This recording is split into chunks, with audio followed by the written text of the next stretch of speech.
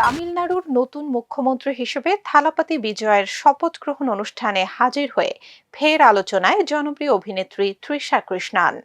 রোববার চেন্নাইয়ের জওহরলাল নেহরু স্টেডিয়ামে আয়োজিত জমকালো অনুষ্ঠানে তৃষাকে হালকা সবুজ রঙের শাড়ি ও সোনালী নকশার ব্লাউজে দেখা যায়। মার্জিত উপস্থিতিতে সবার নজর কাড়েন তৃষা। অনুষ্ঠানে প্রবেশের আগে সংক্ষিপ্ত প্রতিক্রিয়ায় এই মুহূর্তটির জন্য অপেক্ষায় ছিলেন বলে সাংবাদিকদের জানান তিনি। এ সময় ধন্যবাদও দেন এই অভিনেত্রী।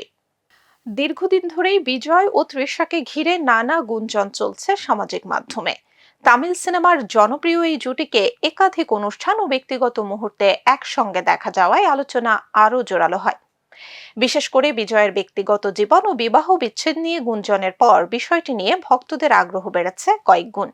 তাই তামিলনাড়ুর রাজনৈতিক ইতিহাসের গুরুত্বপূর্ণ এই দিনে তৃষার উপস্থিতি নতুন করে কৌতূহল তৈরি করেছে ভক্তদের মধ্যে। সামাজিক যোগাযোগ মাধ্যমেও তাদের নিয়ে আলোচনা শুরু হয়েছে।